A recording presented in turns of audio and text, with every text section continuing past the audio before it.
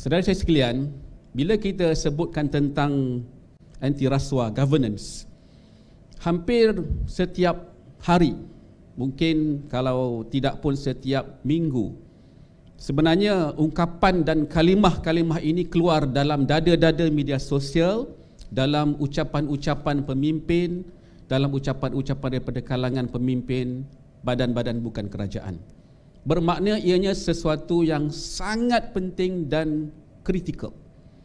Sebab itu sebelum saya pergi lebih mendalam tentang kumpulan retas parti ini, saya hanya ingin mengungkapkan dan juga berkongsi beberapa perkara yang disebutkan sendiri oleh Yang Amat Berhormat Perdana Menteri dalam siri-siri ucapan beliau sejak dilantik sebagai Perdana Menteri yang ke-10. Pada bulan November 2022, Datuk Seri Anwar Ibrahim selaku Perdana Menteri menegaskan pendirian tidak akan bertolak ansur sama sekali dengan gejala rasuah dan penyelewengan di bawah pemerintahan kerajaan perpaduan. Dan kata beliau, keutamaannya adalah dalam aspek tata kelola pentadbiran kerajaan. Dalam bulan Februari, ketika membentangkan Belanjawan Malaysia Madani, beliau menegaskan sekali lagi bahawa akan melaksanakan reformasi institusi dan tata kelola baik bagi menghapus segala ruang yang boleh mewujudkan amalan rasuah dan penyelewengan yang sistemik. Dan beliau menyebutkan ada 3 tekad, dan antara 3 tekad tersebut ialah reformasi institusi dan tata kelola. Pada bulan Mac 2023, beliau juga berkata bahawa sebaik sahaja dilantik sebagai Perdana Menteri, tumpuan utama bukanlah untuk mendakwa sesiapa, sebaliknya mahu membetulkan sistem negara bagi membolehkan Malaysia kembali dengan dipacu dengan lebih hebat. Dan untuk tujuan itu beliau sebutkan SPRM, Jabatan Peguam Negara dan Badan Kehakiman perlu dikembalikan menjadi sebuah badan bebas yang berintegriti. Dan pada masa yang sama, pada bulan April pula, beliau juga telah menegaskan sekali lagi bahawa untuk memastikan adanya reformasi tata kelola untuk mengembalikan maruah serta integriti dengan menolak sebarang kebobrokan, rasuah dan penyelewengan di negara ini. Dan kita juga dah mendengar baru-baru ini juga dalam Konvensyen Nasional Kerajaan Perpaduan, penegasan tersebut masih lagi dilakukan. Bermakna sebenarnya kita berada di landasan yang betul, tidak ada apa-apa percanggahan. Sebenarnya ada satu political will, tekad politik yang kita lihat untuk memastikan ini dapat dilaksanakan. Justru saudara saya sekalian, saya melihat sebenarnya dari segi tindakan yang kita lakukan ini, dia perlu pelbagai. Kita dah tahu dari segi manfaat, kebaikannya apabila kita ni menentang rasuah atau apa-apa bentuk penyelewengan. Kerana rasuah dan penyelewengan itulah yang menyebabkan berlakunya kerugian, menyebabkan kita ke belakang, kita tertinggal sama ada dari segi ekonomi, sosial dan juga dari segi politik juga. Justru ianya penting supaya ianya diambil kira sebagai salah satu daripada perkara yang menjadi titik tolak kepada perubahan dalam negara.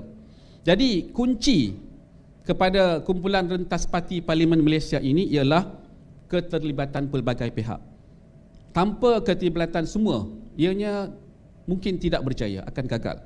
Dan saya amat syukur sebenarnya bahawa pada waktu ini dan ketika ini kita memang dalam kumpulan rentas parti ini terkandung parti-parti politik daripada kerajaan baik ataupun daripada pembangkang, dan mengandungi semua parti-parti politik yang besar.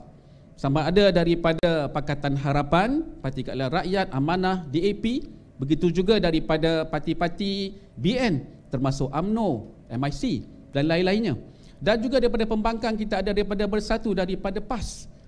Jadi ia cuba, adalah usaha kita untuk memastikan bila dalam konteks perubahan besar, kepentingan bersama, kita boleh berbeza pandangan tetapi kita sehaluan untuk pastikan ianya boleh menjadi satu yang realiti, ya, kenyataan.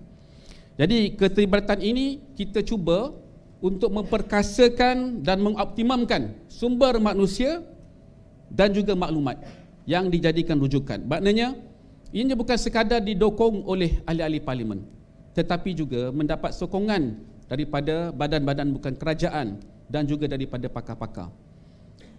Bukan mudah, bukan satu perkara yang mudah untuk kita laksanakan, tetapi ianya mesti dilaksanakan sebab antara perkara penting dalam isu bila kita sebut tentang governance, anti rasuah ialah pelaksanaan. Dah dulu lagi, kalau saya rujuk semula kepada pelantikan Datuk Seri Ismail Sabri sebagai Perdana Menteri, antara perkara awal yang beliau lakukan ialah berbincang dengan pihak pembangkang untuk mewujudkan satu MOU, iaitu berkenaan dengan reformasi institusi dan tata kelola. Perkara yang serupa. Tapi apakah halangannya? Ianya cuma dari segi execution, pelaksanaan. Dan saya pasti bahawa kumpulan retas parti ini sudah ada resepi, sudah ada gagasan, sudah ada draft untuk kita bawakan untuk dilaksanakan. Dan kita akan tumpukan beberapa perkara reformasi institusi ini, sama ada dari segi reformasi parlimen, dari segi pemisahan kuasa antara peguam negara dan juga pendakwa raya, dari segi pelan anti rasuah nasional, dari segi akta perolehan, akta pendanaan politik dan lain-lain. Yang sebenarnya semuanya sudah pun dalam rangka pelaksanaan, dan saya yakin dan percaya dengan adanya dukungan yang dibuat oleh Yang Berhormat Perdana Menteri serta Menteri Reformasi dan Perundangan, perkara ini boleh dijadikan suatu yang realiti. InsyaAllah, saudara saya sekalian, saya yakin dengan adanya kumpulan retas parti ini, Timbalan Pengurusi, YB Mas Amriyati sendiri dan rakan-rakan yang lain serta didukung oleh pakar-pakar daripada badan-badan bukan kerajaan, kita mahukan perubahan ini boleh dilakukan dalam tempoh penggal ini juga.